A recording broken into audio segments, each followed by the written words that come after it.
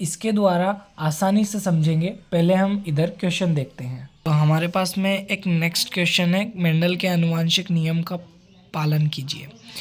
तो हमारे पास इसके 3 लॉ है, प्रभुत्व का नियम, पृथक्करण का नियम, स्वतंत्र वर्गीकरण का नियम।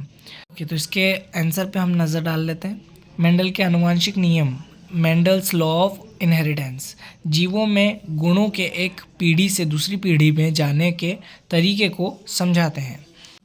तो देखो, ग्रेगोर जॉर मेंडल ने मटर के पौधे पर प्रयोग करके बताया था। ठीक है, तो मैं अच्छे से आपको समझाता हूँ। इसमें जो ये बड़ा टी है और ये छोटा टी है, सिंपली वे में ये बड़ा पौधा है और ये छोटा पौधा है। ठीक है, आप समझ रहे हो, ये बड़ा पौधा है और ये छोटा पौधा है। अगर बड़े पौधे का गुण और छोटे पौधे का गुण मिलाया जाएगा तो बड़ा टी और छोटा टी बनेगा और यह पौधा बड़ा रहेगा। अब ये कैसे रहेगा, अब हम समझते हैं। मान लो अगर पेरेंट्स में पापा का गुण ज़्यादा पावरफुल है मम्मी के गुण से, तो पापा का गुण उनके बच्चों में जाएगा। तो अगर आप ऐसा सोचते कि दोनों का गुण मिक्स होके अगली पीढ़ी में जाता है, तो ऐसा नहीं होगा। गुण अलग अलग होते हैं। मम्मी का गुण अलग है, पापा का गुण अलग है। एक का ही गुण अगली पीढ़ी में जाएगा, उनके बच्चों में सिर्फ एक का ही गुण जाएगा। जो गुण ज़्यादा पावरफुल रहेगा, जैसे कि ये बड़ा टी है और ये छोटा टी है, तो ये बड़े टी का जो गुण है ये ज़्यादा पावरफुल है छोटे टी से। ओके, तो अगली जो जनरेशन है F1 जनरेशन, उसमें जो गुण रहेगा वो पापा का गुण रहेगा। हम पृथक्करण का नियम समझेंगे आसान शब्दों में।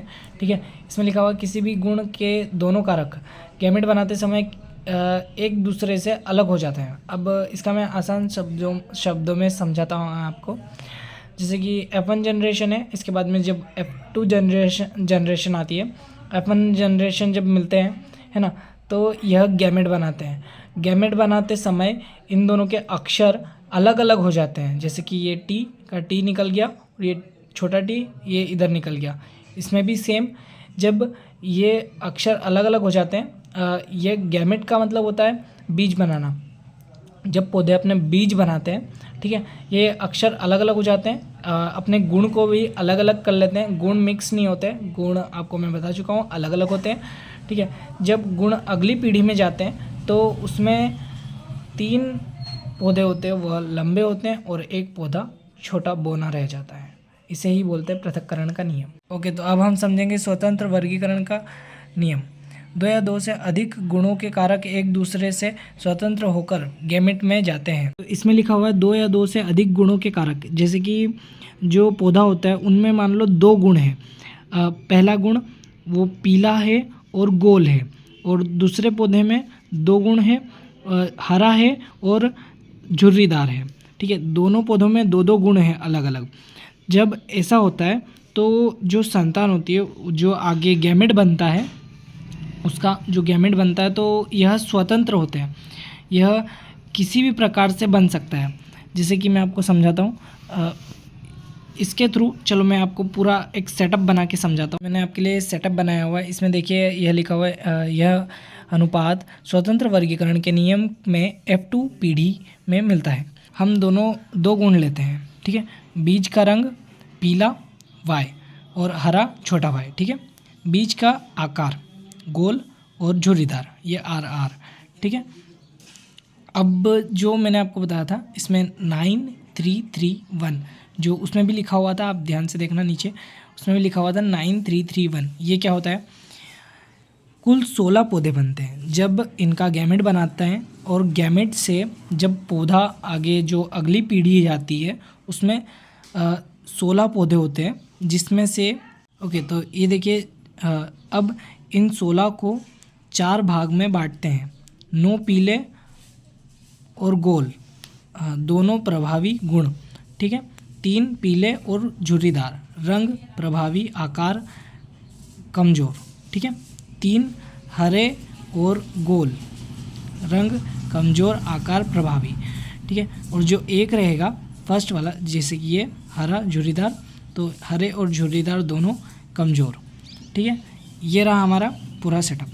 देखिए YYR जो ये है, ये येलो और गोल है, ठीक है। ये हरा और झुर्रीदार है।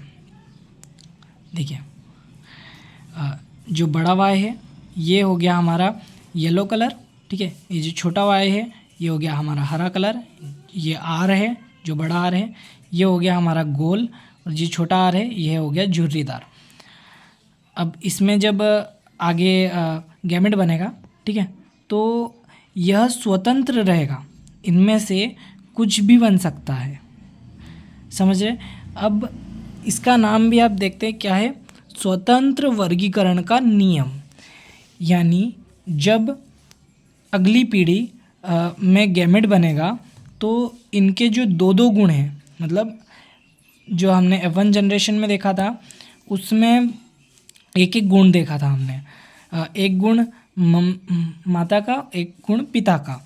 इसमें जो दो दो गुण हैं, येलो भी है और इसका कलर भी है, इसमें झुर्रीदार है और कलर भी है, ठीक है। इनमें दोनों में दो दो गुण हैं, तो कुछ भी बन सकता है। 16 प्रकार के बनते हैं, जब इन्हें डिवाइड करते हैं तो 9 3 3 1 बनेगा। आप लिख सकते हैं इस प्रकार से बनेगा, ठीक है।